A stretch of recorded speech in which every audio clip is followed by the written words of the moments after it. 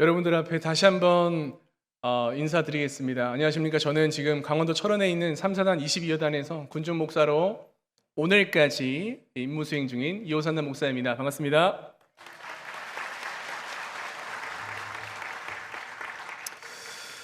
먼저 오늘 말씀을 보기에 앞서서 여러분들께 왜 갑자기 저 군복을 입은 목사가 앞에 섰는가라는 궁금함을 분명 다들 가지고 계실 것 같아서 그 부분에 대해서 말씀을 좀 드리고 시작하려고 합니다. 어, 앞서 우리 목사님께서 너무나 감사하게 잘 설명해 주신 것처럼 저는 이재송 집사 그리고 박금미 집사의 가정의 아들입니다. 그래서 제가 5월경에 잠시 휴가를 내어서 저희 집에 내려왔었는데요. 그렇게 부모님과 시간을 좀 보낸 그 다음 날이 마침 우리 담임 목사님께서 저희 부모님의 가게에 신방을 와주시는 날이었습니다. 그래서 저희 부모님께서 기회가 참 잘 되었는데 같이 신방 예배를 드리는 것을 권유하셨고 저도 역시나 그 자리에 함께하게 되었습니다. 그러면서 담임 목사님과 이리저리 여러 가지 이야기를 하다가 제가 지금 군중 목사로 이제 곧 얼마 남지 않았습니다라는 말씀을 드리고 6월 30일 날 제가 전역합니다 말씀드리니까 담임 목사님께서 곧바로 그럼 그날 근육에 대해 설교하세요 라고 말씀을 하셨죠. 여러분 사실 저는 오늘이 이제 저녁날입니다. 저녁날인데 제가 그 담임 목사님께서 저에게 말씀해 주셨을 때 제 속에 그 순간적인 어마어마한 갈등이 있었습니다. 왜 그러냐면은 우리 이 자리에 계신 남성분들께서는 다 좀 이해하시겠죠? 우리 병사들도 전역하기 전 한 달 동안은요 그 아무도 건드릴 수 없습니다. 그렇죠? 무슨 사고를 치더라도 쟤 곧 전역한다 건드리지 마 그렇게 이제 하고 넘어가거나 전역하기 전 일주일이 되면요 그를 막을 자가 없습니다. 무슨 짓을 해도 다 용납이 되고 특별히 전역하는 당일이 되면요 모든 우주와 세상이 그를 중심으로 움직이지 않습니까? 그만큼 전역하는 날이라는 것은 아주 좀 의미가 있습니다.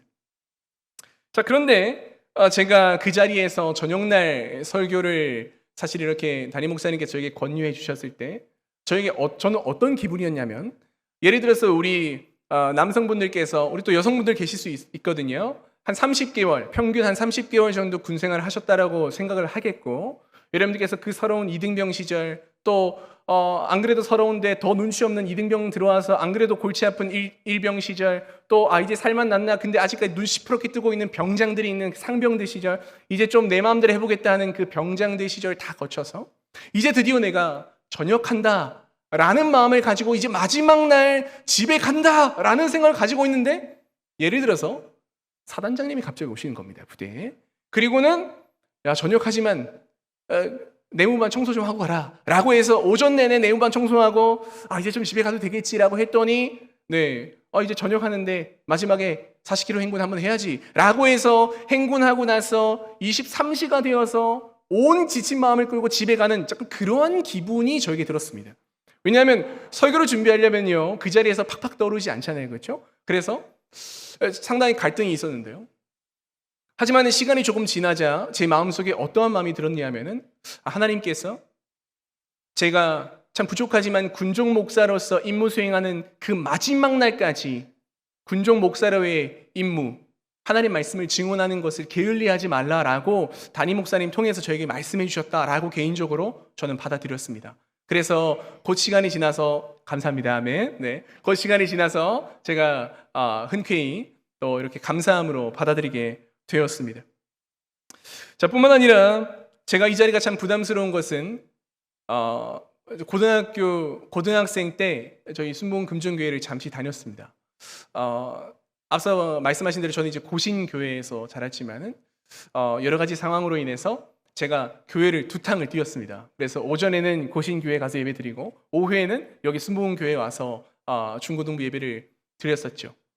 뿐만 아니라 전도사 사역을 시작하기 전까지는 금요기도회 성가대를 그때 저희 부모님과 저희 누님과 같이 이렇게 섰었습니다. 그래서 감사하게도 또 많이 아시는 분들께서 많이 계셔가지고 참 철없던 그 시절을 아시는 분들 앞에서 말씀을 전한다는 게 참 부끄럽습니다. 하지만은 저의 여러 부족함과 모자람과 연소함에도 불구하고 이 자리에 세우신 분은 하나님이시니 하나님께서 우리 모두에게 크신 은혜 주실 줄 믿습니다. 아멘. 우리 그 마음을 담아서 감사합니다. 하나님께 영광의 박수. 감사합니다. 그 마음을 담아서 오늘 순서는요 2가지로 진행됩니다. 첫 번째는 선교 보고이고요. 두 번째는 오늘 읽으신 본문 말씀에 대한 설교인데 참 짧은 군중 목사로서의 사역이었습니다. 그 사이에 하나님께서 많은 은혜 주셨는데 저는 먼저 강원도 화천에 있는 7사단 5연대, 지금은 여단입니다만은 거기서 군생활을 했고 이후에 이제 강원도 철원에 있는 3사단 22연대, 역시나 지금 여단입니다. 그래서 칠성부대와 백골부대 이렇게 군생활을 하면서 하나님 주신 임무를 완수하기 위해 노력했습니다. 처음에는 제가 화천에 있을 때는 숙소가 없어서 작은 컨테이너에서 잠깐 살았었는데요.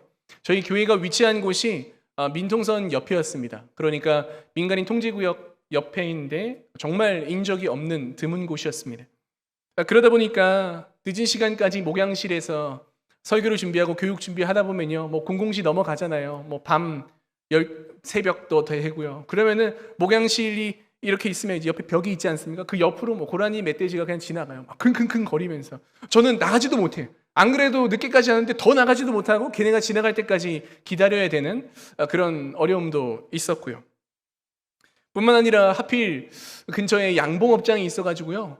이 꿀벌들이 있으면은 그 천적 누가 있을까요? 말벌이 있습니다. 그 말벌들이 하필 저희 교회에 둥지를 튼 거예요. 그래서 교회에 출근하면은 그 말벌들을 잡는 게 일과였습니다. 그래서 저희 군종병이랑 같이 그 전기 파리채 무적입니다. 여러분 꼭 사십시오. 그걸로 이렇게 말벌들의 수십 마리, 많게는 수백만 원씩 매일매일 잡았습니다. 뿐만 아니라 부산에서 태어나서 부산에서 따스한 이 날씨에 아주 익숙해져 있던 제가 처음으로 영하 28도를 경험하면서 그때 당시에 교회에 강아지 한 마리 키웠는데 그 강아지에게 물 주기 위해서 이렇게 물그릇에 물을 떠서 걸어가는데 물이 얼더라고요. 걸어가는데 물이 얼어요. 정수기에서 밖에까지 잠시 갔는데 한 30초인데 물이 이렇게 서서히 옵니다. 그런 모습들도 보고요. 또 겨울에는 수없이 하늘에서 내리는 하얀 쓰레기들과 또 고군분투하면서 언제 얘네가 멈출까 치워도 변함이 없는 그 어려움이 있었습니다. 그래서 앞서 영상 거의 마지막쯤에 하얀 이렇게 그 가마솥 같은 데에 이렇게 눈이 가득 담겨 있는 사진이 있었습니다. 그게 뭐냐면은 그렇게 이제 추우면은 장갑을 껴도요 아무 의미가 없습니다. 그냥 손이 다 얼어버리는데 그래서 이제 항상 캔커피를 뜨거운 물에 팔팔 끓여가지고 캔커피를 그대로 줘요. 그러면은 마시지 않고 그냥 그걸 잡고 있습니다. 근데 엄청 뜨겁잖아요. 근데 그거를 잡아도 따뜻하다를 느낄 정도로 그만큼 손이 다 얼어 있습니다. 그래서 그 용도를 이렇게 다 나눠주는데 너무나 추워서 물도 다 얼어버리고 또 교회에 비상용으로 놔뒀던 1.5리터짜리 페트 물도 다 언 겁니다. 근데 걔네들한테 그건 줘야겠고 어떡하지 주님 도와주십시오 했더니 주님께서 마음 주신 게 얘야 네 눈앞에 있는 게 다 물이야. 보니까 눈이 이렇게 쌓여있는데 그걸 퍼가지고 이렇게 끓여가지고 물로 만들어서 거기에다 캔커피를 데워서 나눠줬었습니다. 뿐만 아니라 이제 또 전 부대에서는 이 상수도가 연결이 안 돼 있습니다. 부대 좀 깊숙한 곳에 있는. 그러면은 그 장병들은요 냇가에 있는 물을 끌어다 마시는데 한 번은 이제 비가 정말 억수같이 쏟아지는 재작년이지 않습니까? 20년도 정말 비가 많이 왔었는데 그 재작년이죠. 근데 이제 용사들이 예배드리러 왔는데요 너무 꾀죄죄한 거예요. 씻지도 못하고 머리도 막 떡져 있고 얘들아 왜 그렇게 하고 왔니? 목사님 물이 없어요. 근데 제가 상식적으로 이해가 안 갔습니다. 아니 저렇게 비가 많이 오는데 물이 넘치지 않니? 알고 보니까 비가 많이 오면 냇가가 어떻게 됩니까? 수위가 어마어마하게 높아지면서 동시에 흙탕물이 됩니다. 그래서 오히려 끓어서 쓸 수가 없다고 하더라고요. 그래서 부대에서는 조그마한 500ml 물통 2개 주고 이걸로 씻어라. 그러면 이제 그걸로 이렇게 얼굴 씻고 머리 조금 붓고 뭐 그렇게 이제 씻어서 교회에 오곤 했습니다. 제가 여러 가지 참 어렵고 힘든 상황을 말씀드렸지만은 저는 불평할 수가 없는 것이 우리 병사들과 우리 간부님들께서는 훨씬 더 어려운 상황 속에서 군복무를 하고 있습니다. 앞서 말씀드린 것은 정말 하나의 예시뿐이고요. 아무리 시대가 좋아지고 아무리 뭐 군생활이 짧아지고 뭐가 어쩌고 해도요 힘듭니다. 여러분 그냥 그 지역 자체가 힘들어요. 갇혀 있는 것 자체가 힘듭니다. 하지만은 우리 그 용사들과 간부들은요, 하나님을 향한 그 열정과 사랑이 끊이질 않습니다. 그래서 아무리 힘들고 지쳐도요, 억지로 교회 나옵니다. 얼마나 이 용사들이 교회 나오기 힘드냐면요, 예전처럼 그렇게 교회 나오는 시간에 보장해 주지 않아요. 어떻게 근무 나오냐? 야간 근무 마치고 자지않게 교회 옵니다. 예배 마치고 쉬지 않고 바로 근무로 넘어갑니다. 또 다른 교회 다니지 않는 친구와 사정사정해서 얘 한 번만 좀 바꿔주라. 근무를 바꿔서 교회로 와요. 그렇게 해야만 교회를 올 수가 있습니다. 그렇게 뜨겁게 우리 용사들과 간부님들께서 하나님을 사모하고 예배를 사모하고 있는데 어찌 제가 불평할 수 있겠고 어찌 멈출 수 있겠습니까? 그래서 정말 하나님 주시는 뜨거운 마음으로 열심히 사역했는데 하나님께서 또 허락하신 시간이 다 되어 저는 오늘까지 마무리하지만 여러분들께서는 오늘 6월 호국 보훈의 날인데요. 호국 보훈의 달이 이제 끝나잖아요. 하지만 시기와 때는 상관없이 지금도 여전히 GOP, GP, 페바에서 또 DMZ에서 수많은 수색작전과 또 근무를 싸면서 고생하며 나라를 지키고 있는 그 장병들을 향한 뜨거운 마음을 여러분께서 품어주시기를 소망하며 아멘이십니까? 그들을 위해서 기도하시고 아멘이십니까? 그들을 하나님께서 지켜주시리라 간절히 기도하며 나아가는 오늘 밤이 되시기를 주님의 이름으로 축원합니다. 아멘. 이렇게 저의 아주 짧은 군성교 보고를 마치도록 하겠고요. 오늘 본격적으로 이제 설교의 시간으로 들어가 보도록 하겠습니다. 오늘 읽으신 말씀 성경 어디죠? 네, 미가서입니다. 미가서는 아마 우리 성도님께서 앞서 봉독하실 때 목소리 크기만 봐도요 6장 8절 말씀이 우리에게 가장 익숙한 말씀이라는 것을 알 수가 있습니다. 그렇죠? 네. 자, 그런데 6장 8절 말고는 우리가 좀 미가서를 잘 알지는 못해요. 그 말씀을 제외하고는 미가서가 과연 어떤 말씀인가, 미가는 누군가부터 시작해서 우리가 좀 잘 알지 못할 수 있습니다. 그래서 이 미가서 말씀을 먼저 미가서 성경에 대한 부분을 말씀을 드리고 계속해서 본문으로 나아가겠습니다. 이 미가서 말씀은요, 우리가 오늘 제목 감사합니다. 띄워주셔서 감사드리고, 미가서는요, 이 미가 선지자가 미가서 1장 1절에 보시면은요, 유다의 왕들 요담과 아하스와 히스기야 시대에라고 되어 있습니다. 이 왕들이 집권하던 시대에 하나님 말씀을 받아서 예언을 하며 또 선지자 역할을 했던 자입니다. 미가 선지자의 그 본래 이름은요 미가야입니다. 줄여서 미가라고 하는데 이 미가야라는 뜻은 뭐냐면요, 야훼와 같은 분이 또 있으리요라는 뜻입니다. 야훼와 같은 분이 이 세상에 있으시다 없으시다? 없다라는 겁니다. 오직 야훼 한 분만이 우리의 하나님 되시고 우리의 구원자가 되신다라는 것을 일단 미가는 자신의 이름으로부터 먼저 선포하고 있습니다. 자, 특별히 저는 오늘 미가서 이 많은 말씀 중에서 오늘 읽으신 이 본문 말씀을 중심으로 두 가지를 여러분들과 함께 나눠보고 싶은데요. 첫 번째, 혹시 대지가 감사합니다. 우리 첫 번째 대지입니다. 같이 함께 읽겠습니다. 시작. 이스라엘 백성들은 자신들의 욕심을 따라 살아갔습니다. 우리 본문 말씀 6절에서 7절 다시 한번 읽어보도록 하겠습니다. 6, 7절 같이 다시 읽겠습니다. 시작. 내가 무엇을 가지고 여호와 앞에 나아가며 높으신 하나님께 경배할까? 내가 번제물로 1년 된 송아지를 가지고 그 앞에 나아갈까? 여호와께서 천천의 수양이나 만만의 강물 같은 기름을 기뻐하실까? 내 허물을 위하여 내 맏아들을 내 영혼의 죄로 말미암아 내 몸의 열매를 드릴까? 아멘. 자, 먼저 미가서 1장 1절 앞서 말씀드렸습니다. 보시면은 요담과 아하스와 히스기야 시대라고 되어 있는데 이 부분을 우리가 꼭 짚고 넘어가야 하는 것은 동시대에 적힌 성경이 한 권이 있습니다. 바로 이사야 성경인데요. 그래서 이사야서랑 같은 시기에 적히면서 분량은 좀 작아서 작은 이사야서라고 불리기도 합니다. 그런데 제가 왜 계속 이 시대적인 배경을 말씀드리냐면요, 이 요담과 아하스와 히스기야 시대는 어떤 시대였냐? 다시는 있을 수도 없는 어마어마하게 죄악으로 물든 정말 하나님 보시기에 원통하기 그지없는 시대였습니다. 정말 한 시대도 빠지지 않고 악한 시대는 다 모아놓은 곳이 바로 이때입니다. 너무나 혼란스럽고 하나님을 향한 이 악한 마음과 배신과 우상 숭배가 아주 만연했던 시기입니다. 그때 당시에 패권을 쥐고 있었던 아수르 제국, 어느 제국요?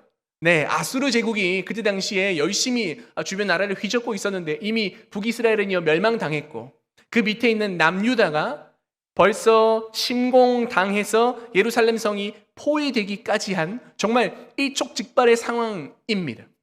다 멸망했고요. 다 패배했고요. 사랑하는 자들, 나의 가족들은 이미 다 아수르의 손에 다 죽었습니다. 정말 절망적인 상황이지요. 바로 이때에 이 미가라는 선지자가 활동을 한 것인데요. 자, 이렇게 여러 가지 어렵고 힘든 상황임에도 불구하고 우리가 신앙으로 그것을 극복해야 했지만 이스라엘 백성들은 그랬을까요? 그러지 못했을까요? 네, 그러지 못했습니다. 그래서 얼마나 하나님 보시기에 엉망이었으면 미가서 1장 3절에 보시면은요 이렇게 나와 있습니다. 3절과 4절과 5절인데요. 제가 읽어볼 테니까 여러분 잘 들어보십시오. 여호와께서 그의 처소에서 나오시고 강림하사 땅의 높은 곳을 밟으실 것이라. 그 아래에서 산들이 높고 골짜기들이 갈라지기를 불 앞에 밀초 같고 비탈로 쏟아지는 물 같을 것이니. 여기까지만 읽으면요 뭐 딱히 문제 없는 것 같습니다. 그런데 5절에 이는 다 누구의 허물? 야곱의 허물로 말미암음이요 이스라엘 족속의 죄로 말미암음이라 라고 되어 있습니다. 얼마나 하나님께서 분노하셨으면은 3절에 하나님 여호와 야훼께서 그 처소에서 나오셔서 직접 강림하셨습니다. 뭐하러? 심판하러. 더 이상 두고 볼 수가 없는 상황이었던 것입니다. 더 이상 두고 볼 수가 없었습니다. 자, 그래서 우리가 이 시간에 잠시 그러면 이스라엘 백성들이 얼마나 악한 생활을 했는지, 하나님께서 도대체 얼마나 이스라엘 백성들이 악했길래 직접 그 자리에서 나오셔서 심판하셨을까? 이스라엘 죄를 3가지로 살펴보도록 하겠습니다. 자, 첫 번째는요, 저를 한번 따라서 하실까요? 이스라엘 백성들의 신앙. 네, 이스라엘 백성들의 그 신앙의 부분을 한번 보도록 하겠습니다. 물론 이스라엘 백성들이 가나안 땅을 정복하면서부터 지금까지, 오늘 본문까지 계속해서 유혹을 받았던 상황인데요. 특별히 이때 당시에 이 이스라엘 백성들을요 정말 끊임없이 끈질기게 유혹하던 우상이 있었으니 누구죠? 가장 유명한 우상 누구죠? 2글자 맞습니다. 감사합니다. 바알입니다. 바알입니다. 이 바알. 그리고 이 바알 신과 짝지어 있는 여신 누구죠? 아세라 신이 정말 그때 당시에 너무너무 유행했습니다. 가나안 땅에 본래 이제 이 부족의 어떤 그 종교 우상이었는데요. 자, 성경에 워낙 자주 나와서 이 바알이라는 이름이 우리에게 익숙하지만 이 바알이 어떤 우상인지 우리가 좀 알 필요가 있습니다. 이 바알의 별명이 있는데 별명이 3가지가 있습니다. 첫 번째는 폭풍의 신, 두 번째는 바람의 신, 세 번째는 농경의 신입니다. 느낌 오셨죠? 농사를 짓기 위해서는 뭐가 가장 결정적이죠? 맞습니다. 비입니다. 비가 아주 적절한 타이밍에 적절한 양만큼 적절할 때까지 딱딱 와줘야 농사가 성공을 하는데 그 비를 관장하는 천둥의 신, 바람의 신이 바로 이 바알이었던 것입니다.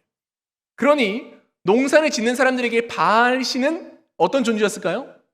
아주 절대적인 존재였습니다. 바알 신을 믿지 않고는 버틸 수가 없는 상황이었던 거죠. 자, 그런데 이 이스라엘 백성들이요, 애굽에서 하나님께서 구원해 주셔가지고 이 애굽에서 살 때도 그렇고 광야 생활할 때도 그렇고 그들의 주된 사업은 무엇이었습니까? 사업이 뭐였어요? 뭐 가지고 그들이 먹고 살았죠? 네, 목축이잖아요. 양, 소 뭐 이런 거 키우고 염소 키우고 목축입니다. 돌아다녀야 되는 유목민 생활을 했습니다. 네. 그런데 가나안 땅에 딱 오자마자 아주 놀라운 사업을 발견한 것입니다. 뭘까요? 농사입니다. 이야, 이런 훌륭한 것이 있다니. 아니, 우리가 지금까지 열심히 소똥이나 치우면서 염소똥 치우면서 우리 매번 돌아다녀야 되는데, 야, 이 농사라는 걸 지으면은 정착할 수가 있네. 너무 좋은 것입니다. 그래서 이 이스라엘 백성들이 처음으로 처음으로 가나안 땅에 들어와서 이 가나안 부족들에게 농사라는 것을 배우게 됩니다. 네, 농사라는 걸 배우게 돼요. 자, 그런데 앞서 말씀드렸습니다. 이 농사를 짓는데 무엇이 절대적인 위치에 있었다? 바알신이 아주 절대적인 위치에 있었어요. 그러다 보니까 이 이스라엘 백성들이 선생님, 저희가 농사를 좀 짓고 싶은데요. 좀 꿀팁 좀 없을까요? 네. 그러면서 이제 그 가나안 사람들이 뭐라고 말하냐면 선생님, 다 좋은데 말이에요. 이 농사를 짓기 위해서는 그분을 모셔야 돼. 누구? 저희는 야훼밖에 없는. 이 사람이 그것은 너희가 전에 섬기던 신이잖아. 여기 왔으면 여기에서 신을 섬겨야지. 이 신을 믿으면 말이야 비도 딱딱 내려주시고 농사가 아주 풍성하게 잘 돼서 많이 돈 벌 수 있어. 누구 이름만 혹시 바알이라는 분이야. 그러면서 이제 이 바알 신에 대한 전도가 시작이 됩니다. 이 이스라엘 백성들이요, 이 바알 신을 믿으면은 자녀도 잘 낳고, 왜냐하면 바알 신과 아세라 신 남신 여신이잖아요. 이 남신 여신이 함께 있으면은 풍요로움이 주어진다. 그래서 자녀도 많이 낳고 농사도 잘 된다라는 것을 말해주니까 이스라엘 백성들이 혹하는 거예요. 그래서 다 바알 신 믿으러 가는 거예요. 다. 자, 바로 이런 식의 물질주의적인 생각이, 농사가 잘 되기 위해서는 바알 신을 섬겨야 되는구나. 이 물질주의적인 생각이 이스라엘 백성들에게 심겨진 것입니다. 그래서 그러한 물질주의적인 생각으로부터 나온 결과물이 오늘 7절입니다. 다시 한번 우리 7절 읽어볼까요? 7절, 네, 우리 두 줄만, 서면에 보시는 두 줄만 읽겠습니다. 시작. 야훼께서 천천의 수장이나 만만의 강물 같은 기름을 기뻐하실까? 여기서는 미가 선지자가 기뻐하시지 않는다라는 걸 말하기 위함이지만은 이때 당시에 그렇게 생각했기 때문에 지금 언급하는 것입니다. 천천의 수냥이나 만만의 강물 같은 기름을 드리면 바알신도 기뻐하셨기 때문에 누구도 기뻐하신다? 야훼도 기뻐하실 것이다라는 생각을 이들이 가지게 되었습니다. 바로 이것이 그들의 신앙이었습니다. 농사가 잘 되기 위해서, 또 자녀를 많이 낳기 위해서 신앙하는 것이 그들의 신앙이었습니다. 자, 두 번째, 이스라엘 백성들의 죄악된 모습 두 번째입니다. 저를 따라 하실까요? 이스라엘 백성들의 일상. 네, 일상에 대한 부분입니다. 자, 일상에 대한 부분 한번 보겠습니다. 그때 당시 그 사람들이 어떻게 살았는지 조금 말씀드릴게요.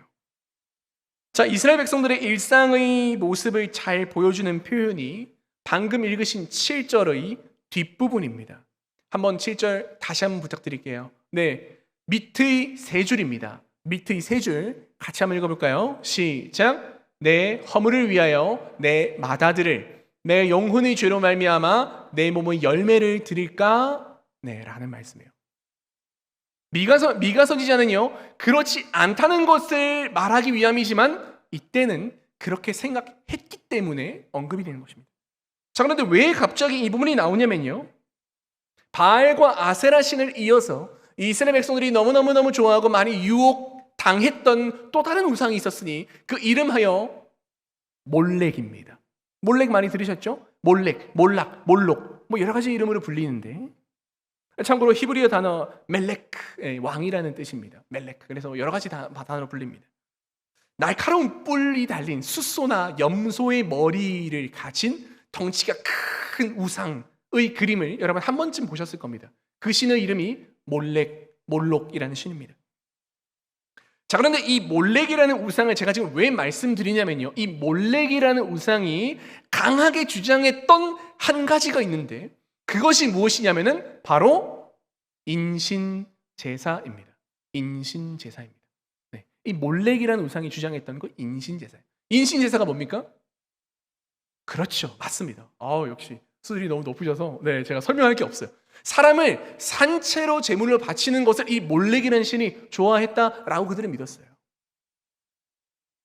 자, 그런데 이 바치는 사람이 어리면 어릴수록 신이 기뻐한다라고 그들은 생각했고요. 그러다 보니까 갓 태어난 아이들이 제물로 많이 바쳐졌어요. 바쳐졌어요. 자, 그렇기 때문에 방금 읽으신 그 7절, 내 허물을 위하여 내 맏아들을, 그 자녀 중에서 내가 가장 사랑하는 자녀를 드리면 이 몰렉이라는 신이 기뻐하신다라고 그들이 생각했고, 또 내 영혼의 죄로 말미암아 내 몸의 열매 무엇입니까? 자녀잖아요. 몸의 열매가 자녀예요. 여기서는 자녀를 드릴까? 자, 근데 이것이 단지 그냥 인신 제사에서 끝나는 것이 아니라 바알과 아세라 신과 어떻게 연결되는지 여러분 잘 한번 보십시오. 잘 한번 보십시오. 자, 바알과 아세라 신. 바알은 무슨 신? 남신. 아세라 신은 무슨 신? 여신입니다. 네. 자, 남신과 여신이 있는데 이때 당시 사람들은 이 남신과 여신을 기쁘게 하려면 어떻게 해야 된다고 생각했을까요? 상식적으로? 네. 남신과 여신이니까 이 남신과 여신이 관계를 하면은 거기서 뭔가 풍요로움이 생긴다라고 그들은 믿었어요. 그렇기 때문에 이 바알과 아세라 신을 자극시키기 위해서는 우리 인간들이 바알과 아세라 신을 믿는 이 신도들이 동일한 어떤 성적인 어떤 이 자극을 줘야 된다라고 그들은 생각했고, 그래서 바알과 아세라 신을 제사하는 그 산당에 가면요, 우리는 이렇게 하나님께 예배하고 말씀에 집중하는데 그들은 아니에요. 그들은 주된 행위가 그 앞에서 음란한 행위를 하는 것이 그들의 방식이었습니다. 왜? 그렇게 하면 누가 기뻐한다? 네, 바알신과 아세라신이 훌륭해, 브라보. 그러면서 이제 기뻐하면서 축복을 준다라고 그들은 생각했기 때문입니다. 그래서요, 이 바알과 아세라신의 이 제사드리러 딱 가면요, 이스라엘 사람들이 눈이 막 휘둥그레져요. 왜? 그렇게 뭔가 이 음란함을 제공하려면요, 외모가 어때야 돼요? 어중간한 외모로는 안 돼. 그죠? 네. 우리 옆 사람을 한번 보십시오. 옆 사람 보고 이렇게 한번 얘기합시다. 우리는 다행입니다. 시작. 네. 우리 같은 이들도 하나님 받아주십니다. 감사합니다. 할렐루야. 네. 바알과 아세라신은 믿기 쉽지 않아요. 외모가 일단 수려해야 돼. 그래서 이 바알 쪽, 바알신 쪽, 남신, 여러분 기대하십시오. 오늘 바알신을 예배할 우리 남신들을 소개합니다. 쫙 남신들이 나오는데 얼굴이 다 BTS야. 다 막 몸 너무 좋아. BTS보단 다 임영웅신 거야. 그렇게 임영웅이 막 한 20명 서 있어. 반응하시는 거 보니까 연령대가 좀 그쵸? 이렇게 네. BTS에 반응해야 되는데 막 너무 수려해요. 수려해. 우리 아세라신의 여사제들입니다. 다 없는데 다 막 연예인들이에요. 그러니까 이 신도들이 날이 가는 갈수록 늘어나요. 이스라엘 백성들은 지금까지 너무 재미없는 예배만 드렸어요. 하나님 맨날 꼬중하시고, 야, 너 죄 지었지? 야, 너 제사 드려. 야, 너 내가 죄 지은 거 다 봤어. 맨날 막 하루에도 몇 번 제사 드리고, 막 말씀 외워야 되고, 암송해야 되고, 금식해야 되고, 또 예배하는 게 우리처럼 이렇지 않잖아요. 맨날 막 소 잡고, 양 잡고, 걔네가 죽을 때 그냥 죽나요? 막 온갖 소리 지르고, 막 피 튀기고, 냄새 나고, 그런 예배만 드리다가, 바알과 아세라 신당 딱 왔는데, 야, 완전 신세계인 거야. 야, 이런 게 다 있나? 나 개종한다. 이들이 다 개종한, 다 개종해. 다 개종해버려. 자, 그런데 여기서 어떠한 결과가 생기냐? 바알과 아세라 신을 섬기는 그들이 그 산당에서 음란한 행위를 하는데 서로 막 뭐 상관없어요. 아무나 하고도 그냥 막 관계해요. 그러다 보면은 결과가 어떻게 나와요? 네. 아버지가 누군지 모르는 아이들이 태어나는 거예요. 속수무책으로 태어나는 거예요. 자, 그런데 마침 우리가 아까 무슨 신 얘기했습니까? 몰렉이라는 신을 얘기했잖아요. 몰렉이 뭘 좋아한다고? 인신시설. 이야, 그 사람들이 좋아, 딱 맞아. 딱 좋아, 딱 좋아. 안 그래도 처치곤란인데 좋아, 몰렉에게 다 바쳐가지고 우리 복이나 받자. 그들이 그렇게 생각한 거예요. 완전 무슨 이거는 흙탕물도 이런 흙탕물이 없어요. 완전 진흙탕도 이런 진흙탕이 없어요. 이들의 생활이 너무너무 엉망이었습니다. 너무너무 엉망이었습니다. 정말 엉망이었습니다. 그러니까 하나님께서 이들의 이런 죄를 보시고 앞서 말씀드린 1장 3절에서 야훼께서 어떻게 하셨습니까? 그의 처소에서 나오십니다. 너무 화가 나서 자리를 박차고 일어나서 너네 다 심판할 거야. 도저히 못 보겠다. 그 정도로 그들이 엉망이었다. 자, 마지막입니다. 마지막 세 번째 이스라엘 백성들의 죄의 모습인데 저를 한번 따라서 하시겠습니다. 이스라엘 백성의 지도자.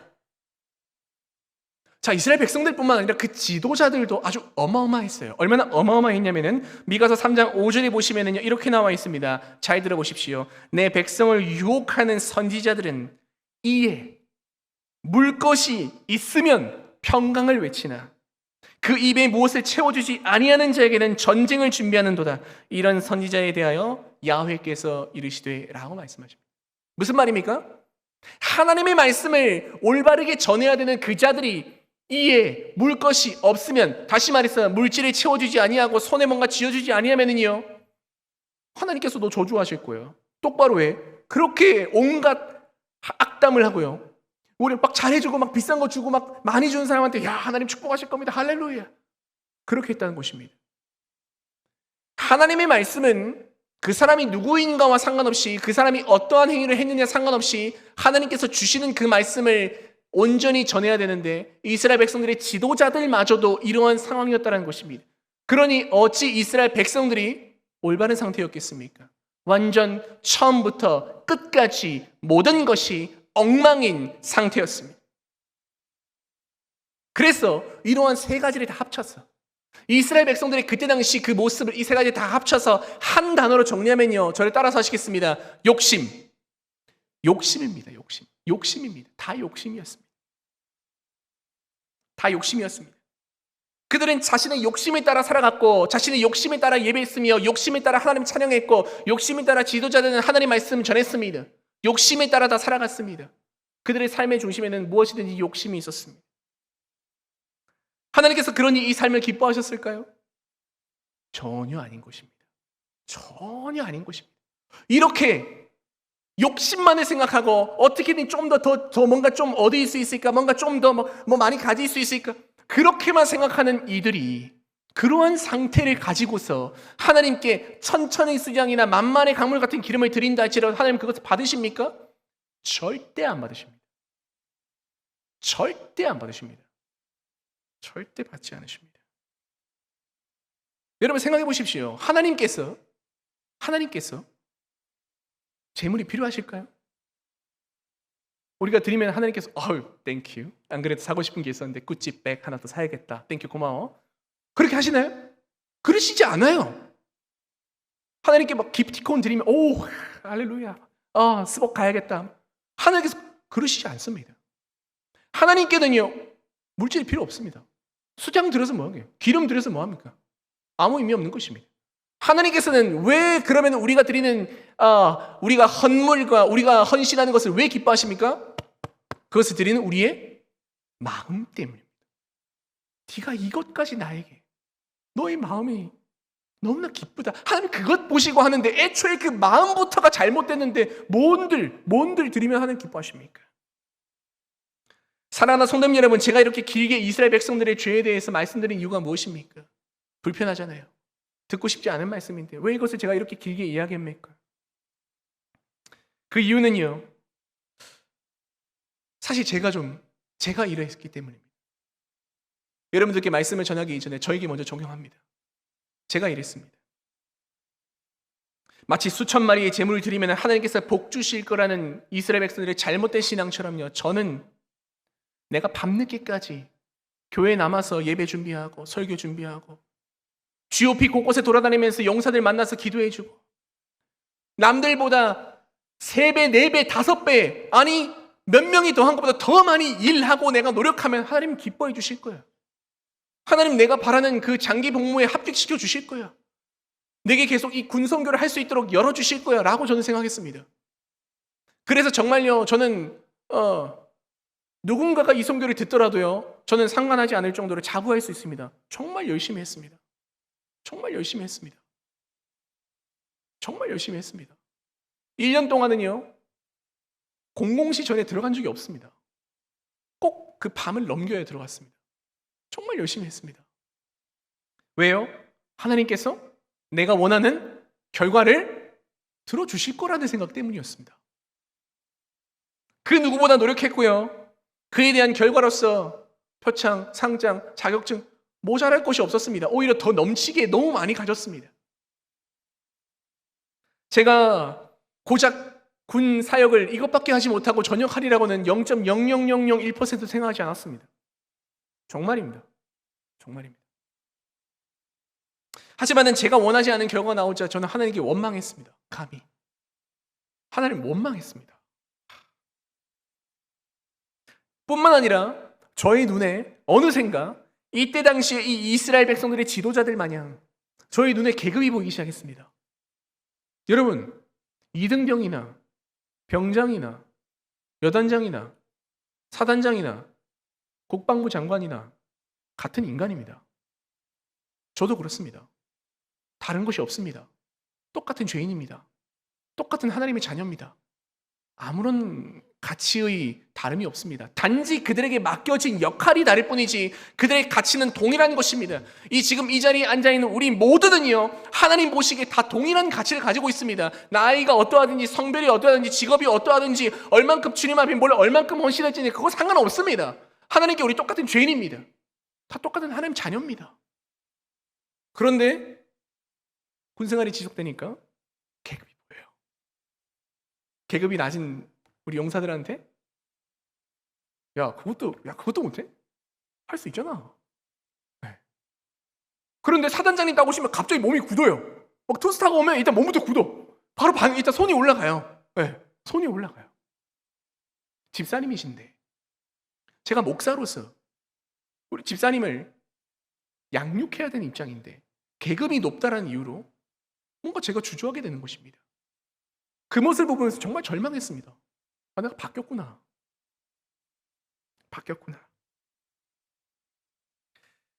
아무리 군대에서는 계급이 모든 것이다. 계급 신경 안 쓸 수 없지 않습니까? 라고 말을 할 수 있지만은요, 그 계급마저 초월해야 되는 것이 군종 목사인데 제가 그러지 못했습니다. 또한 뿐만 아니라 저녁 이후의 사역지를 제가 지금 고민하고 있습니다만, 기도하고 있습니다. 자, 그런데 이것을 고민할 때도요, 자연스럽게 규모가 좀 큰 교회, 좀 수도권, 좀 뭔가 좀 그럴싸한 곳, 좀 더 뭔가 좀 그럴싸해 보이는 그런 교회를 자연스럽게 제가 찾고 있는 저를 봤습니다. 입에 먹을 것을 채워 넣어주는 자들에게만 평강을 외치는 그 지도자들과 전혀 다를 것이 없었던 것입니다. 그리고 저는 오늘 말씀에 힘입어서 여러분들께도 여쭙고 싶습니다. 여러분의 신앙은 어떠하십니까? 여러분의 일상은 안녕하신가요? 하나님 앞에서 우리의 모습은 어떻습니까? 눈에 보이는 그 사람의 위치를 보진 않았나요? 또는 내 입에 먹을 것을 채워 넣어주는 그것에만 보진 않았습니까? 이스라엘 백성들과 같이 욕심에 따라 살고 있진 않았습니까? 모두가 다 그렇게 하니까 현실이 당장 앞에 있는데 뭘 어떻게 합니까? 라고 하시겠죠. 네.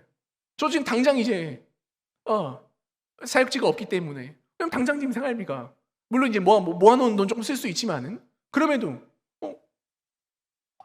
정말 갓 태어난 어린 아이가 있고 저만 바라보는 아내가 있는데 현실인 것입니다.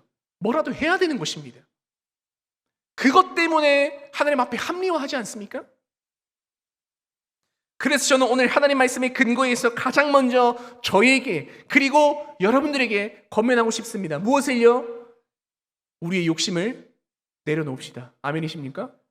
우리의 자랑을 내려놓아야 되는 것입니다. 아무리 살아가기가 힘들다고 해서 우리가 하나님 그 자리에 다른 것을 놓아서는 안 되는 것입니다. 아무리 어렵고 힘든 여러 가지 고통스러운 상황이지만은 야훼와 같은 분은 없으십니다. 아멘이십니까? 우리가 자연스럽게 야훼와 같은 또 다른 것을 찾는 우리를 보게 됩니다. 그렇기 때문에 무엇인가 주실 것을 바라보면서 예배하거나 무엇인가 우리에게 허락하실 것을 기대하면서 하나님을 찬양하는 것이 아니라 하나님을 예배하는 그 자체가 목적이 됩시다. 하나님 마땅히 찬양 받으셔야 하기 때문에 우리는 찬양하는 것입니다. 마땅히 우리가 하나님 말씀을 묵상해야 하고 마땅히 하나님 말씀을 지켜야 하고 마땅히 하나님 말씀을 들어야 하기 때문에 우리는 이 자리에 있는 것입니다. 아멘이십니까? 그렇기 때문에 다른 그 어떠함도 하나님을 대신하지 아니하고 오로지 야훼 하나님 한 분만 바라보는 우리 모두가 될 수 있기를 주님의 이름으로 축원합니다. 아멘. 우리 옆 사람과 이렇게 한번 결단하면서 인사해 보겠습니다. 욕심을 내려놓읍시다. 시작. 한 번 더 인사해 볼까요? 당신이 미가입니다. 시작.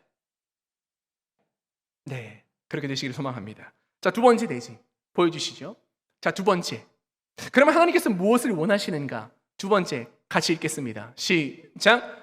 하나님께서 원하시는 것은 겸손하게 하나님을 따라 사는 것입니다. 네, 우리 8절 말씀 다시 한번 읽겠습니다. 워낙 유명한 말씀 여러분 다 외우셨으리라 생각하며 혹 외우시지 못했다면 이번에 한번 도전하십시오. 같이 읽겠습니다. 시작. 사람아, 주께서 선한 것이 무엇임을 네게 보이셨나니 야훼께서 네게 구하시는 것은 오직 정의를 행하며 인자를 사랑하며 겸손하게 네 하나님과 함께 행하는 것이 아니냐. 아멘. 네. 제가 위에를 보지 못했어요. 양해 부탁드립니다. 제가 조금 더 높은 곳을 보겠습니다. 네, 우리 위에도 성도님들 계시니까 네, 너무 교회가 높아서 좋은 것 같아요. 감사합니다. 여기서 오늘 본 말씀에서 인자라는 것은 예수님을 뜻하는 인자가 아니라 긍휼함을 뜻합니다. 인자함을 뜻합니다. 자, 그렇다면 하나님께서 원하시는 삶은 어떤 모습일까요? 간단합니다. 방금 나와 있죠. 네, 세 가지. 정의를 행하고, 무엇을 사랑하고?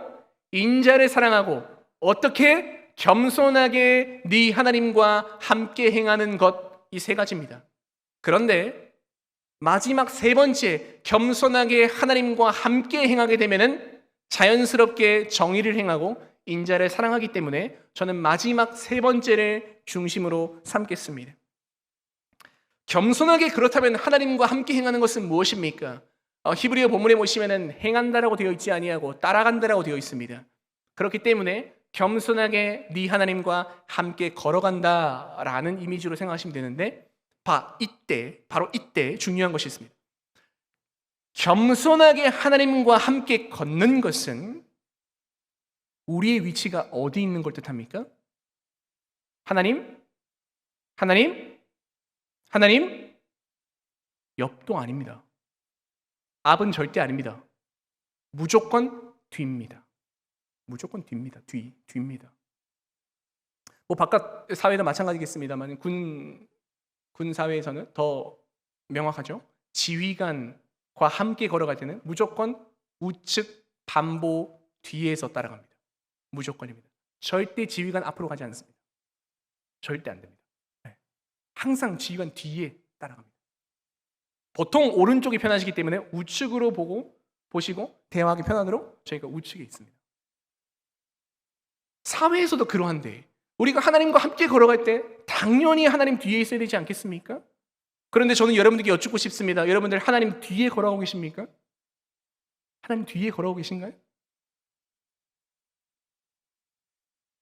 겸손하게 하나님과 걸어간다는 것은 하나님 뒤에서 하나님께서 걸어가시는 그 발자취를 보면서 그 발자취를 인정하고 그 발자취에 내 발을 얹어서 그대로 따라가는 것을 뜻합니다.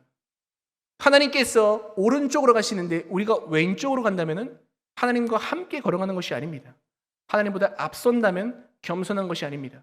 하나님 따라서 뒤에 가는 것이 겸손하게 하나님을 따라가는 것입니다. 자, 그런데 이렇게 겸손하게 하나님을 따라가는 그 모습을 우리가 성경에서 한번 찾아보겠습니다. 우리 한번 같이 찾아보실까요? 민수기 9장입니다. 민수기 9장으로 한번 가보겠습니다.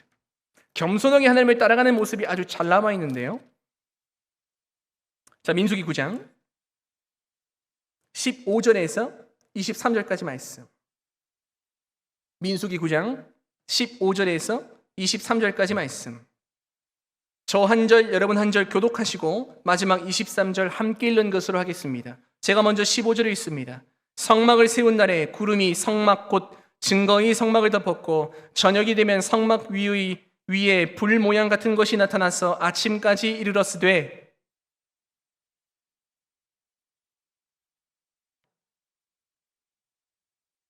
구름이 성막에서 떠오르는 때에는 이스라엘 자손이 곧 행진하였고 구름이 머무는 곳에 이스라엘 자손이 진을 쳤으니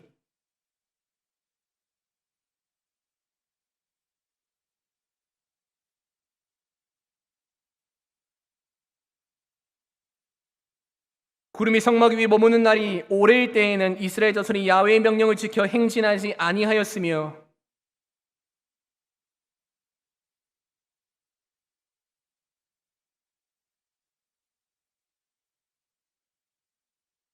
혹시 구름이 저녁부터 아침까지 있다가 아침에 그 구름이 떠오를 때에는 그들이 행진하였고 구름이 밤낮 있다가 떠오르면 곧 행진하였으며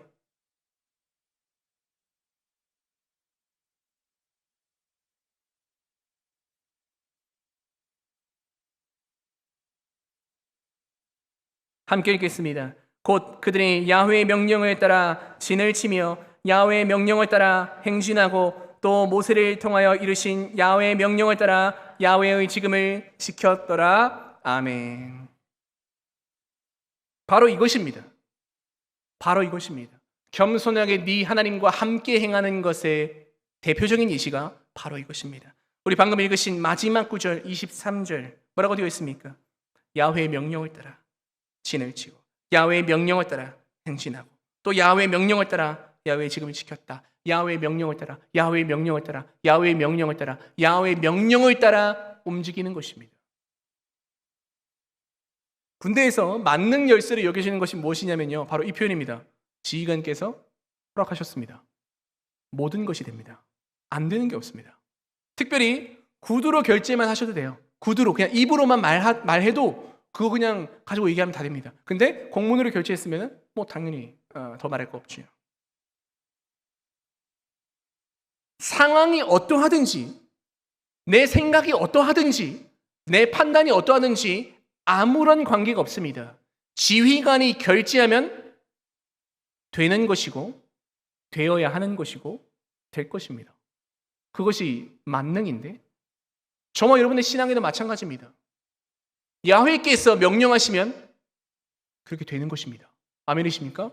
야훼께서 명령하시면 그렇게 하는 것입니다. 아멘이십니까? 야훼께서 명령하시는데 우리 생각과 우리 계획이 뭐가 중요합니까? 뭐가 중요합니까? 아니 목사님 그래도 저희 각자 좀 개인 생각이나 그런 거 좀 있지 않을까요?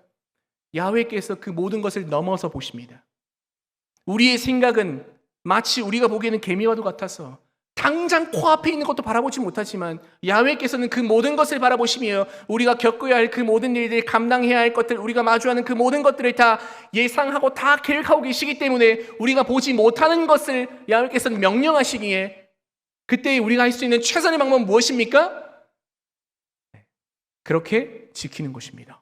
그 명령을 지키는 것입니다. 지금 이스라엘 백성들이 이 민수기 말씀에서 이 광야 생활을 하고 있는데 60만 3,650명이 다 한꺼번에 움직입니다. 그렇죠? 12지파로 나뉘어가지고 성막 다 챙겨가지고 이동하는데 얼마나 번거롭습니까? 이동했다가 성막 다시 또 치고 막 그때 당시에 원터치 텐트 이런 거 없잖아요. 막 온갖 등짐 다 지고 막 다 막 설치하고 또 해체하는 또 얼마나 오래 걸립니까? 또 해체하고 또 그냥 해체 안 합니다. 또 기도하고 제사하고 막 엄청 불편합니다. 자, 그런데 딱 보니까 오늘 이동하기 너무 좋아. 이야, 이렇게 좋은 날씨가 있다고? 지금 이동해야지 언제 이동하겠어? 딱 선선하고 비도 오지 않고 딱 들짐승도 마침 없어요. 지금 딱 이동해야 돼. 절호의 기회야. 근데 야훼의 구름이 그대로 머물러 있는 것입니다. 머물러 있으면 가란 뜻입니까? 말란 뜻입니까? 가지 말란 뜻이잖아요. 성경에. 가라는 뜻은 어떻게 되어야 됩니까? 야훼의 구름이 떠올라야 됩니다. 내가 딱 보기에 완벽해. 지금 가야 돼. 100% 지금 가야 되는데 구름이 그대로 있어요. 진짜 하나님 뭣도 모르시네. 딱 지금 가야 되는데 타이밍이 딱. 근데 날씨가 너무 안 좋은 거예요. 날씨가 너무 안 좋아. 비가 막 옥수같이 쏟아져요. 막 난리가 나. 막 홍수가 날 것 같고 막 다 막 붙잡고 있고 막 그 와중에 막 온갖 막 그런 상황인데 야훼의 구름이 떠오르는 거예요. 그럼 어떻게 해야 돼요? 이동해야 되는 것입니다. 내가 보기에 지금은 100% 절대로 움직이면 안 되는데 야훼께서 가라고 하시는 겁니다. 그러면 가야 됩니까? 말아야 됩니까? 가야 됩니다. 가야 됩니다. 가야 됩니다. 자, 그리고 확률적으로 내 뜻과 하나님의 뜻이 일치할 경우와 일치하지 않을 경우 확률이 어떻게 될까요? 이건 제 생각입니다만은 일치하지 않을 경우가 대다수입니다. 왜요? 우리는 욕심을 따라 생각하기 때문입니다. 욕심을 따라 판단하기 때문에 하나님의 뜻과 일치할 때가 사실 거의 없는 것 같습니다. 일치한다? 그때는 우리가 온전히 하나님을 바라봤을 때 그때 탁 아주 청명한 소리가 나면서 우리의 뜻과 하나님의 뜻이 맞습니다. 뜻이 맞습니다. 사도행전 14장에 보시면요, 바울과 바나바가 루스드라에 갑니다. 루스드라에 가서 하나님 말씀을 전하는데, 자, 근데 이 바울과 바나바가 전하는 이 복음을 매우 싫어하는 자들이 있었더니 누굽니까? 유대인들입니다. 유대인들이 저 예수쟁이 똥 왔네 저거. 야, 저거 빨리 잡아 빨리. 그렇게 해서 안디옥에서 출발해서 이고니온으로 가서 루스드라까지 바울과 바나바를 쫓아서 그들이 왔습니다. 쫓아서 왔습니다. 여러분, 근데 이 안디옥에서 루스드라까지 몇 킬로인지 아십니까? 200킬로입니다. 그때 당시 차가 있었을까요? 없습니다. 고작 해봤자 뭐 낙타 정도인데요. 뭐 걷는 거나 비슷합니다.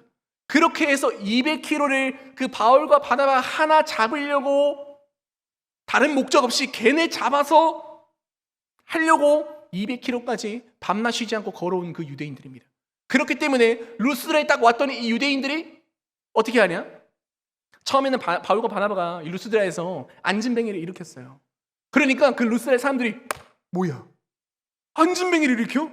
이거는 사람이 할 수 있는 일이 아니야 라고 생각한 겁니다. 그럼 뭐냐? 그때 당시에 루스드라 사람들이 다 좋아하고 섬겼던 제우스 신과 헤르메스 신이 있는데, 줘봐, 바울이 말하는지 아니까 헤르메스 신이고 바나바는 제우스 신이시구나. 그래서 그 자리에서 바로 야, 소 가져와, 뭐해 빨리 마. 우리 제우스 신 다 오셨는데, 그 자리에서 제사를 지냅니다. 그 자리에서. 그만큼 바울과 바나바가 그 순간 막 거의 신과 동일한 상태가 됐어요. 근데 유대인들이 와가지고 야, 쟤네 다 뻥이야. 그렇게 속삭이는 거예요. 그러니까 루스드라 사람들이요 더 열받아서 뭐 어떻게 된지 모르겠습니다만은 바울과 바나바를, 특별히 바울을 돌로 쳐서 완전 묵사발을 만듭니다. 자, 그리고는 이 바울을 그 루스드라 마을 밖에 버렸다고 되어 있는데 되게 재밌는 표현이 있습니다. 그 14장 보시면, 여러분 시간 날 때 한번 보십시오. 보시면은 바울이 그렇게 돌에 맞고 바깥으로 버려졌잖아요. 근데 그 다음 구절에 바울이 일어나 다시 루스드라 들어갔다 되어 있는데, 그 일어났다라는 표현이 헬라어로요 아나스타스, 부활하다라고 되어 있습니다. 그러니까 부활하려면 뭐 어떻게 돼야 돼? 먼저 죽어야지. 바울이 죽은 것입니다. 그래야 성경의 말이 되는 것이, 그때 당시에는 죽은 시체를 만지면 됩니까 안 됩니까? 율법상 안 되잖아요. 그래서 부정한 것이다 해서 그 마을 밖으로 버린 것입니다. 바울이 죽을 만큼 그들이 돌로 쳤어요. 방금 전까지 어땠습니까? 신이라고 제사했잖아요. 방금까지 신이라고 막 소 잡았. 근데 금세 마음이 바뀌어서 돌로 쳐서 죽일 만큼 급변했습니다. 자, 여러분이 만약에 이 바울이라고 치겠습니다. 여러분이 예수 그리스도를 향한 복음을 전하다가 돌에 맞고 피 터져가지고 죽었습니다. 근데 하나님께서 기적적으로 살려주셨어요. 그럼 어디로 가야 돼요? 어디로 가야 돼요? 집으로? 어디로 가야 돼요? 어디로 갈지는 모르겠지만 일단은 루스드라로 가면 안 되잖아요. 그죠? 왜? 방금까지 돌에 맞았잖아요. 방금까지 나를 피떡으로 맞는 사람들이 아직까지 그 안에 드글드글 있어요. 나 한 사람 잡겠다고 마치 다윗을 잡으려고 13년 동안 쫓아다닌 사울과 같이 바울 한 사람 잡으려고요 200km를 걸어서 온 그 유대인들이 아직까지 득실득실합니다. 그럼 루스드라로는 다시 들어가면 안 되잖아요. 근데 바울은 다시 들어갑니다. 내가 딱 보기에 여기 가면 안 돼. 100%야. 왜? 여기 또 들어가면 또 죽을 게 뻔한데 절대 가면 안 돼. 내 판단인 곳입니다. 근데 하나님께서는 가라고 하십니다. 그래서 바울은 루스드라로 들어갑니다. 근데 여러분 더 충격적인 건 무엇인지 아십니까? 그 다음 구절이 있습니다. 루스드라로 간 다음에 어디로 갑니까? 이고니온으로 갑니다. 그리고 어디로 갑니까? 안디옥으로 갑니다. 여러분 이게 왜 충격적이냐면 이 유대인들이 어디서 왔습니까? 안디옥에 거쳐 이고니온으로 루스드라로 갔는데, 그 안디옥과 이고니온은 유대인들의 회당이 매우 많습니다. 그들의 완전 본거지입니다. 그래서 예수를 믿는 사실 숨기고 지하에서 막 예수를 믿는 사람들 몇몇이 있는데 이 바울이 거기를 그대로 거꾸로 간 거예요. 거꾸로. 유대인들 본거지로 거꾸로 가요. 방금 돌에 맞아 죽었는데. 거꾸로 가서 그 숨어서 예배하는 그 사람들을 향해서 직접 바울이 왔어요. 그리고 하는 말이 이 믿음에 머물러 있으라. 하나님 나라에 들어가면은 많은 환난을 받아야 할 것이다 라고 바울이 그 자리에서 이야기해요. 내가 판단하기에는 가면 안 됩니다. 오케이 좋아, 루스드라까지 갔어. 오케이 좋아, 인정. 근데 이고니온 안디옥에 가면 안 되잖아요. 그렇죠? 본거지인데 적진에 쳐들어가는데 혼자 간다고? 말이 안 되는 것입니다. 근데 바울은 갔습니다. 사도행전 16장에 보시면요, 바울과 이번에는 실라입니다. 실라가 감옥에 갇혀요. 왜 갇히냐? 예수님 전했습니다. 예수님 전했는데 그때 당시에 이제 지역이 빌립보입니다. 빌립보는요, 퇴역한 군인들, 저같이 이제 전역한 군인들이 주로 있는 곳입니다. 그러다 보니까 이제 로마 신분이 이 빌립보에서는 아주 절대적이었어요. 무조건 절대 권력입니다. 로마 신분이. 그런데 이 로마 신분을 가진 사람 중에서 점치는 귀신 들린 여인이 있었어요. 점치는 귀신 들린 여종이 있었어요. 그런데 바울과 바나바가 예수님 전한 것을 방해하자 바울이 그냥 그 자리에서 그만해, 더 이상 하지 마 합니다. 귀신이 나가죠. 점치는 귀신이 나가면은 뭐 못해요? 점 못 쳐요. 네. 근데 사도행전 16장에 보시면 그 점치는 귀신 들린 여인이 그 점치는 걸로 그 주인들에게 많은 이익을 준 자들입니다. 근데 점을 못 쳐요. 그러면 어떻게 돼? 이익을 못 줘요. 짭짤했거든. 짭짤했어. 아주 그냥 장난 아니었어요. 사업이 크게 했단 말이에요. 사업이 망한 것입니다. 근데 그 사업을 진행하는 그 사람들이 로마 사람들인 거예요.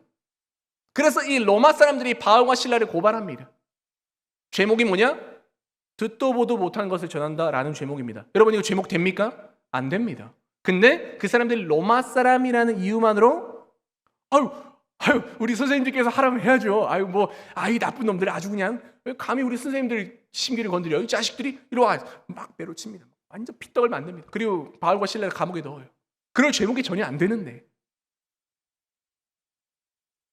잠깐 여기서 여러분 재밌는 게 있습니다. 지금 이 바울과 실라가 왜 그렇게 매 맞고 감옥에 갇혔습니까? 예수님 전한 거 말고 그 고발한 사람이 누구여서? 로마 사람이라서.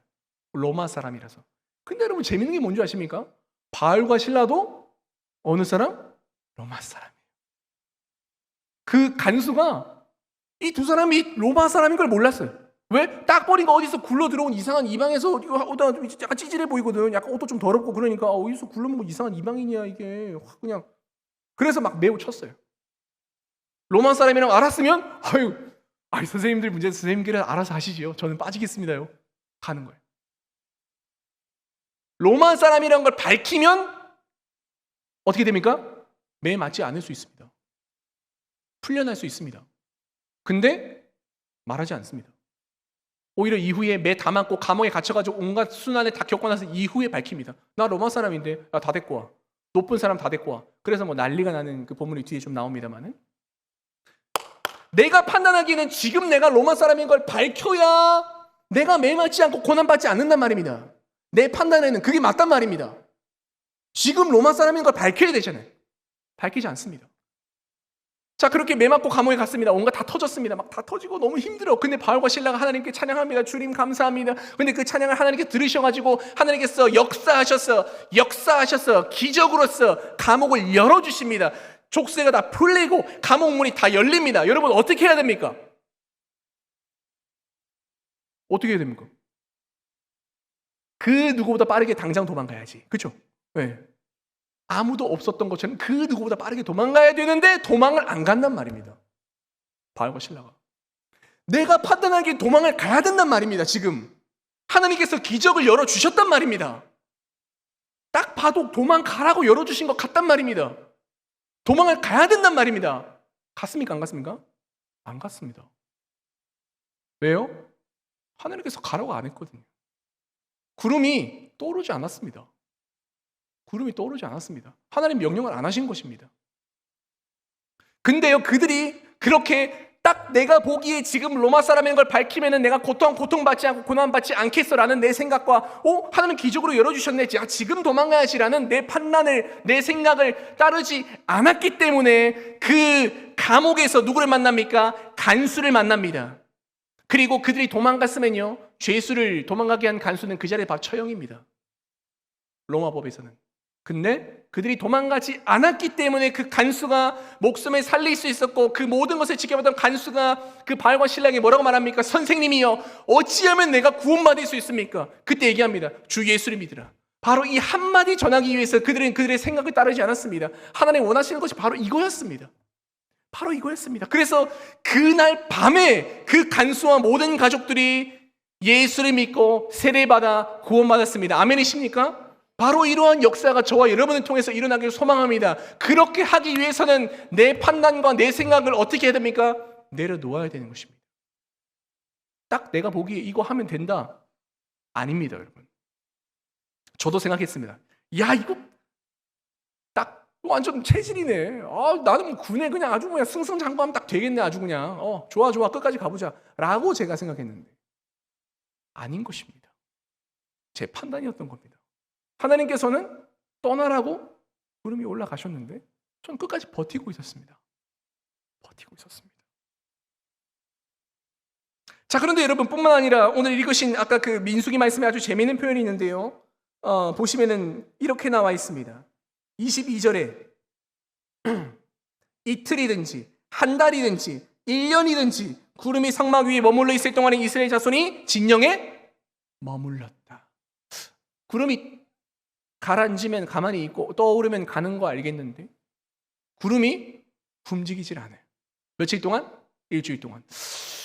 하나님 오늘 조금 응답이 좀 늦으시네. 오케이, 기다려보자. 한 달 동안 움직이지 않으셔. 뭐야? 내 기도를 들으시는 거야? 마시는 거야? 뭐야?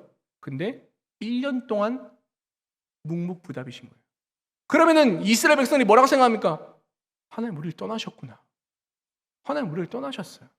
하나님 내 기도 안 들으시는구나. 내 기도가 상달이 안 되는구나. 라고 생각을 하는 것입니다. 그런데 그렇게 생각하든 말든 상관없습니다. 하나님께서 명령하시면은 그 명령대로 지켜야 되는데 그 명령의 기한이 하루든 일주일이든 한 달이든 1년이든 10년이든 상관이 없는 것입니다. 하나님께서 명령하신 그대로 지키는 것이 저와 여러분의 본문인 줄 믿습니다. 이스라엘 백성들 그렇게 살았습니다. 자, 두 번째입니다. 두 번째, 겸손히 네 하나님과 함께 행하는 그 모습이 여기 또 나와 있는데요. 한번 보도록 하겠습니다. 사무엘하 2장인데요. 네, 잠깐 보겠습니다. 사무엘하 2장 가겠습니다. 그 전에 제가 설교 시간이 주여 넘었군요. 네, 뭔가 이상하다 싶었습니다. 여러분들 표정이 약간 언제까지 이 표정이었는데, 빨리 마무리하겠습니다. 주님께서 오래 하라 하시니 아멘하며 순종하면 원래 금요 철하잖아요, 그렇죠? 철야해야 되는데, 그죠? 네, 이렇게 맞습니다. 아멘, 주여 감사합니다. 사무엘하 2장으로 갑니다. 이것만 보고 이제 마무리하겠습니다. 사무엘하 2장으로 가면요, 1절에서 4절요, 우리 같이 한번 읽어보길 텐데요. 사무엘하 2장 1절에서 4절, 저 한 절, 여러분 한 절, 4절 같이 읽겠습니다. 제가 먼저 읽겠습니다. 그 후에 다윗이 여호와께 여쭈어 아뢰되 내가 유다 한 성읍으로 올라가리이까? 야훼께서 이르시되 올라가라. 다윗이 이르되 어디로 가리이까? 이르시되 헤브론으로 갈지니라. 2절, 이스라엘 여인 아히노임과 갈멜 사람 나발의 아내였던 아비가일을 데리고 그리로 올라갈 때 또 자기와 함께한 추종자들과 그들의 가족들을 다윗이 다 데리고 올라가서 헤브론 각 성읍에 살게 하니라. 함께 읽겠습니다. 유다 사람들이 와서 거기서 다윗에게 기름을 부어 유다 족속의 왕으로 삼았더라. 어떤 사람이 다윗에게 말하여 이르되 사울을 장사한 사람은 길르앗 야베스 사람들이니이다 하매. 아멘. 자, 앞서 민수기 말씀에서는 구름이 가라앉으면 가만히 있었고 떠오르면 이동했습니다. 그것만 봤습니다. 그런데 오늘 이 사무엘하 2장 말씀은요, 조금 더 적극적으로 다윗이 야훼께 어떻게 했습니까? 1절에 다윗이 야훼께 여쭈었습니다. 여러분, 이 여쭙는 것이 겸손하게 네 하나님과 동행하는 것입니다. 무슨 말입니까? 여러분 생각해 보십시오. 다윗은요, 누굽니까? 위대한 장군입니다. 그가 건드리는 전쟁마다 다 이겼습니다. 어마어마합니다. 사람들이 모든 총애를 받습니다. 사울이 죽인 자는 천천히요, 다윗이 죽인 자는 만만이다. 그가 가진 경험과 지혜와 그 모든 능력 어마어마합니다. 그러면은 올라갈지 말지 판단하는 거는 자기가 하면 되잖아요. 할 수 있단 말입니다, 충분히. 근데 그런 판단을 할 수 있음에도 불구하고 야훼께 여쭙습니다. 그것은 무슨 말입니까? 야훼를 인정한다는 것입니다. 무엇보다? 내 경험보다, 내 지혜보다, 내 생각보다, 내 판단보다, 모든 것보다 야훼를 인정하는 것입니다. 바로 그렇게 된 그 결과가 여쭈는 것입니다. 보면요, 주님 제가 올라갈까요? 올라가라. 근데 주님 어디로 갈까요? 헤브론으로 가라. 그것 좀 자기가 할 수 있잖아요. 당연히 할 수 있음에도 불구하고 야훼를 인정하여 여쭈면서 나아갈 때에 그에게 주어진 것이 무엇입니까? 4절 헤브론에 주님께서 왕으로 기름 부어주셨습니다. 왜요? 주님과 겸손하게 함께 행하는 그 자리를 주님 가장 기뻐하시기 때문입니다. 그러니까 가장 중요한 자리로 그를 사용하시는 것입니다. 그렇기 때문에 우리 역시나 내가 판단해서 내가 좀 이렇게 해볼까 저렇게 해볼까, 여러분 그것이 아니라 하나님께서 과연 무엇을 원하시는가, 무엇을 명령하시는가 뿐만 아니라 더욱더 적극적으로 주님 제가 어떻게 할까요? 주님 제가 이렇게 할까요? 주님 제가 저렇게 할까요? 여쭈면서 하나님의 음성을 기다려야 할 줄 믿습니다. 하나님께서 말씀하시면 그대로 행해야 될 줄 믿습니다. 그대로 실천하는 것이 우리가 할 수 있는 유일한 일입니다. 유일한 일입니다. 유일한 일입니다. 말씀을 맺겠습니다. 네, 갑자기 기쁘시죠? 네, 말씀을 맺겠습니다. 두 번째 대지 역시 저에게 먼저 적용을 해봅니다. 제가 이제 이후에 사역지를 구해야 되는데 고민하고 있다 말씀드렸습니다. 그런데 어디로 갈까?